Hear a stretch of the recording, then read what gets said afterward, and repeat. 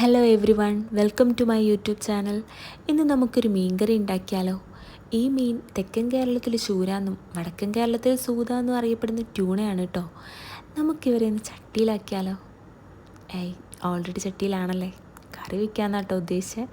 ഇതിന് കുറച്ച് ഇൻഗ്രീഡിയൻസ് മതി. ആദ്യം തന്നെ ചെറിയുള്ളിയും വെളുത്തുള്ളിയും ഇഞ്ചിയൊക്കെ എടുത്ത് നന്നാക്കി വെക്കണം. ഇതാ ഒരു ടാസ്ക്. കുട്ടികളെങ്ങാനും ഉണ്ടായിരുന്നെങ്കിൽ ഈ പണിയൊക്കെ ഏൽപ്പിക്കായിരുന്നു.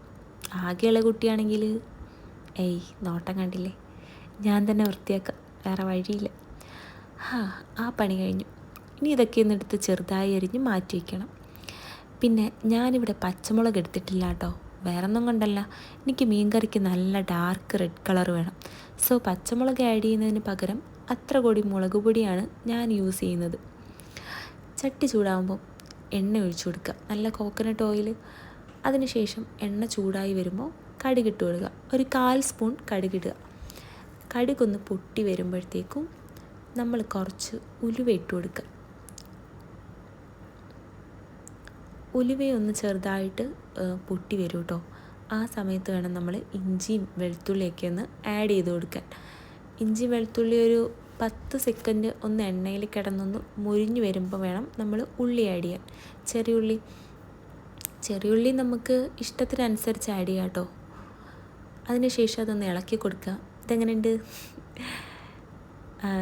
JCBൻ്റെ കൈമാതിരി ഉണ്ടല്ലേ. ഓക്കെ, ആസ് യൂഷ്വൽ ടിപ്പ് തന്നെ. ഉള്ളി വഴണ്ട് വരാൻ വേണ്ടിയിട്ട് ഉപ്പിട്ട് കൊടുക്കുക. ഉപ്പിട്ട് അത് നല്ല പോലെ ഇളക്കിയെടുക്കണം കേട്ടോ. നല്ലൊരു ഗോൾഡൻ ബ്രൗൺ കളറായി വരണം. അതാണ് അതിൻ്റെ ഒരു പാകം. ഏകദേശം ഈ ഒരു പാകം എത്തുമ്പോൾ നമ്മൾ പൊടികൾ ആഡ് ചെയ്യും. ആദ്യം തന്നെ നമ്മൾ മഞ്ഞൾപ്പൊടിയാണ് കേട്ടോ ഉപയോഗിക്കുന്നത്. ഒരു 1/4 സ്പൂൺ മഞ്ഞൾപ്പൊടി എടുക്കുക. അതിട്ടതിന് ശേഷം കുറച്ച് മല്ലിപ്പൊടി ഇട്ട് കൊടുക്കുക. ഞാനൊരു 3 സ്പൂൺ മല്ലിപ്പൊടി ഇടുന്നുണ്ട്. പിന്നെ ഇതൊക്കെ നമ്മുടെ മീനിൻ്റെ ക്വാണ്ടിറ്റി അനുസരിച്ച് കൂട്ടുകയും കുറയ്ക്കുകയൊക്കെ ചെയ്യാം കേട്ടോ. പിന്നെ അതിന് ശേഷം മുളക് പൊടി ഇടുന്നുണ്ട്. ഇത് സാധാരണ മുളക് പൊടി ഒരു 2 സ്പൂണും പിന്നെ കാശ്മീരി മുളക് പൊടി 1 സ്പൂണും ഇടുന്നുണ്ട്. കാശ്മീരി കളറിന് വേണ്ടിയിട്ടാണ് നമ്മൾ ഉപയോഗിക്കുന്നത്. ഓക്കെ, ഇതെല്ലാം ഇട്ടതിന് ശേഷം തീ ഒന്ന് സിമ്മിൽ വെച്ചിട്ട് ഒരു മിനിറ്റ് നല്ല പോലെ കൈയെടുക്കാണ്ട് ഇളക്കി കൊടുക്കുക.